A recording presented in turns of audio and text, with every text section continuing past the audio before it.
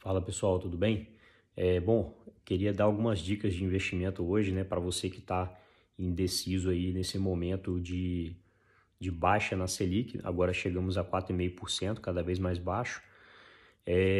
Basicamente, pessoal, as recomendações que eu dou no dia a dia para vocês não mudou muita coisa só por causa que a Selic caiu para 4,5%, né?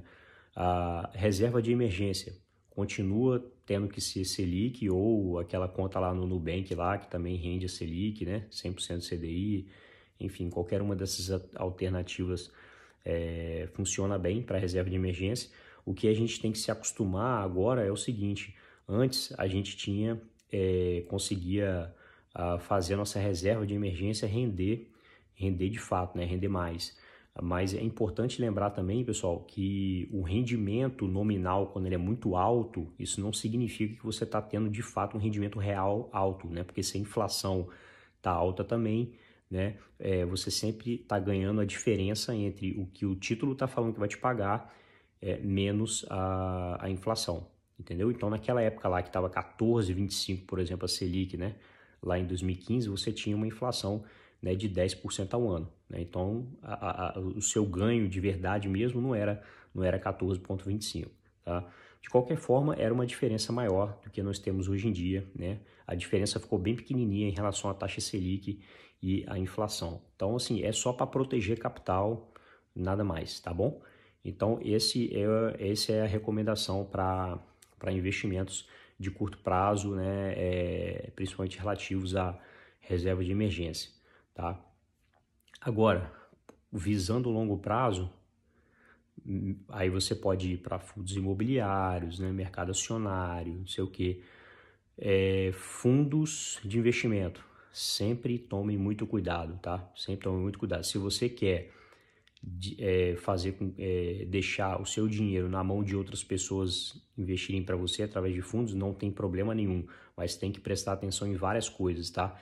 Se você quer diversificar um pouco em renda fixa e renda variável, não escolha fundos multimercado, né? Qual a ideia do fundo multimercado? É você colocar em diferentes ativos, né? Coloca um pouquinho em renda fixa, um pouquinho em renda variável,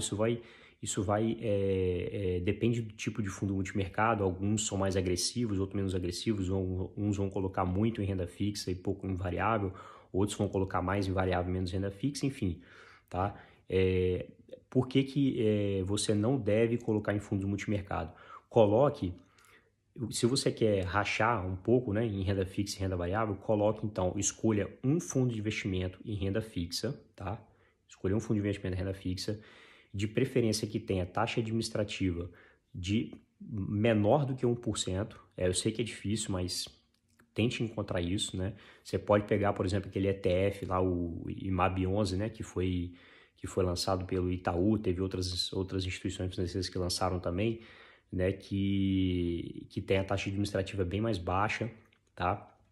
E é bacana porque o IMAB 11, como ele é título público atrelado à inflação, você sempre está protegido, né, se a inflação disparar, tá bom? Então, essa é uma boa alternativa, né? Aí você pega, coloca um pouco do seu dinheiro, né, no IMAB 11, por exemplo, e a parte da renda variável você escolhe fundos de investimento em ações, especificamente ações, tá? Então, desse jeito, você forma o seu próprio fundo multimercado, você mesmo faz a divisão, entendeu? Por que que não é interessante escolher fundo de investimento multimercado? Principalmente nesse momento, pessoal. Fundo multimercado, alguns deles têm taxa de performance. E essa taxa de performance é balizada em cima do CDI. A maioria deles é 100% do CDI, né? A maioria deles. Ou seja, porra, hoje em dia tá muito fácil bater 100% de CDI, cara, tá ridículo, né? 4,5%. Então, o que que vai acontecer? Tudo que passar desse 100% de CDI, você vai ter uma gordura gigante, né? Se o fundo tiver um desempenho bom, obviamente. Essa gordura que foi ganhada pelo fundo, o gestor do fundo vai abocanhar boa parte desse lucro, né? Porque a taxa de desempenho, ela vai ser aplicada, né, em cima dessa gordura do que der 100% acima, né, do CDI, tá? E é totalmente injusto, né, nesse caso. Por isso que eu não recomendo você pegar fundos de investimento, né, de fundo multimercado.